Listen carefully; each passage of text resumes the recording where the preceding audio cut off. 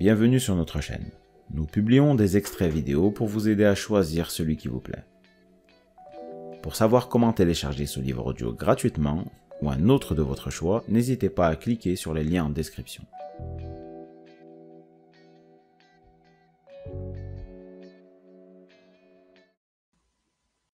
Chers auditeurs, nous vous invitons à découvrir l'incroyable aventure de Dan Millman, l'ancien champion du monde de gymnastique au trampoline. Vous êtes prêts pour une aventure fantastique ? Une fiction autobiographique basée sur les souvenirs de l'auteur. Ce livre est devenu classique et reste une source d'inspiration pour les gens de tout âge depuis plus de 40 ans. Malgré sa réussite, Dan est tenté par le sentiment que quelque chose d'important manque dans sa vie. Une nuit, réveillé en sursaut, Dan se dirige vers une station-service et y rencontre le vieil homme de son rêve. À partir de ce moment-là, sa vie change à jamais. Guidé par le vieux sorcier excentrique, Dan triomphe peu à peu de ses peurs et de ses illusions pour vivre comme un guerrier pacifique. Lors de l'écoute de ce livre audio, vous allez découvrir comment nos pensées influencent notre comportement et notre vie. Pourquoi il est important de contrôler nos processus mentaux et être conscient de notre bruit mental. Comment se frayer un chemin au travers de nos illusions. Quels sont les effets positifs de la méditation? Comment trouver notre équilibre physique? Pourquoi le bonheur est une pratique de chaque instant? Et beaucoup d'autres choses. Voulez-vous comprendre ce que signifie vivre comme un guerrier et vaincre toutes les limitations? Accompagnez Dan dans son aventure, libérez votre esprit et engagez-vous sur la voie du guerrier pacifique.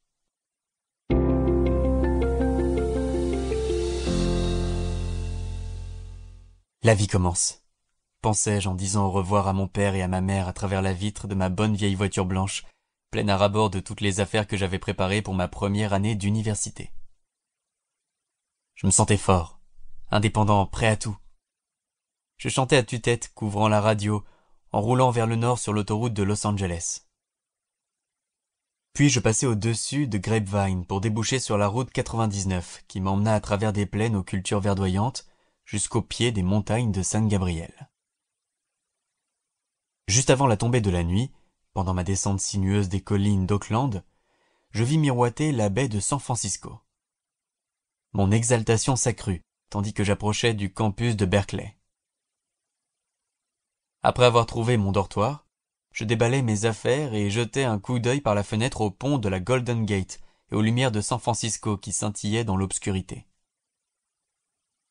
5 minutes plus tard, je déambulais le long de Telegraph Avenue, regardant les vitrines, respirant l'air frais de la Californie du Nord, savourant les odeurs émanant des petits cafés. Tout m'enchantait tellement que je me promenais jusqu'à minuit passé le long des beaux chemins du campus. Le lendemain matin, je me rendis tout de suite après le petit déjeuner au gymnase Harmon, où j'allais m'entraîner 6 jours par semaine à raison de 4 heures de musculation et de saut périlleux par jour pour réaliser mon rêve de devenir un champion. 2 jours passèrent et déjà j'étais noyé dans une marée de gens, de papiers et d'horaires de cours.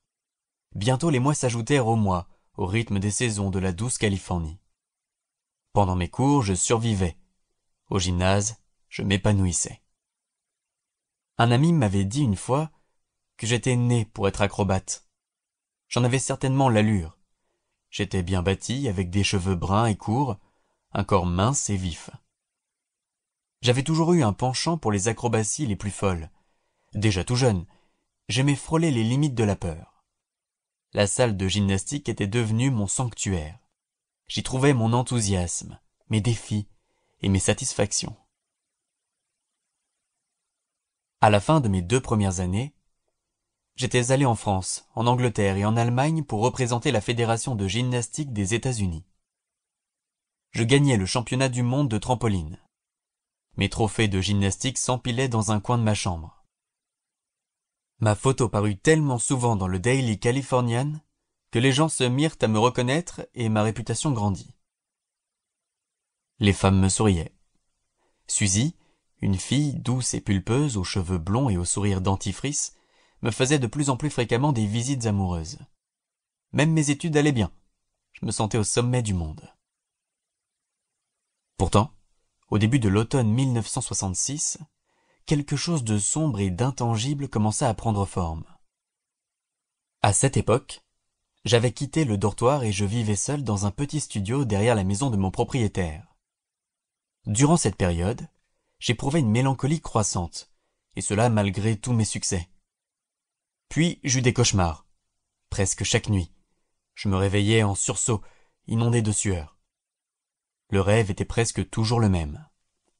Je marchais le long d'une rue obscure, distinguant à travers un épais brouillard de grands bâtiments sans porte ni fenêtre. Une immense forme vêtue de noir s'approchait de moi.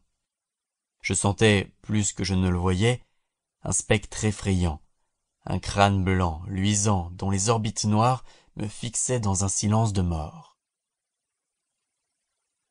Un doigt, qui n'était plus qu'un os blanc, pointait dans ma direction. La main blanche, repliée comme une griffe, me faisait signe. J'étais glacé d'épouvante. Un homme aux cheveux blancs apparaissait derrière le spectre encapuchonné. Son visage était calme et lisse. Il marchait sans bruit. Je devinais confusément qu'il était ma seule chance de salut. Il avait le pouvoir de me sauver, mais il ne me voyait pas, et je ne pouvais pas l'appeler. Se moquant de ma peur, la mort au capuchon noir se tournait vers l'homme aux cheveux blancs qui lui riait au nez.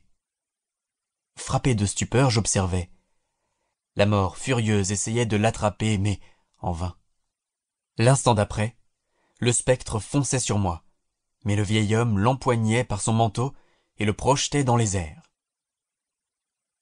Brusquement, la mort avait disparu. L'homme aux cheveux blancs me regardait, tendait les mains vers moi en un geste de bienvenue.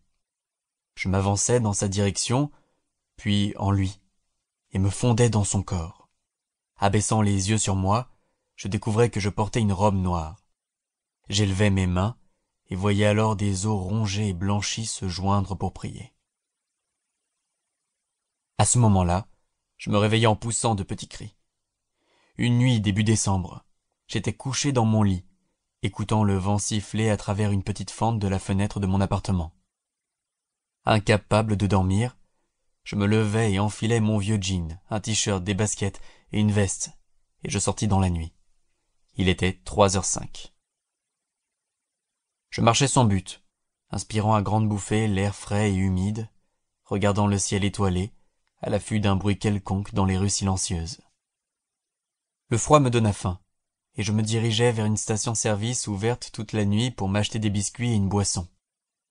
Les mains dans les poches, je pressais le pas pour dépasser les dortoirs et traverser le campus, et j'arrivai enfin à la station-service, oasis de lumière fluorescente dans un désert de magasins, restaurants, snacks et cinémas fermés.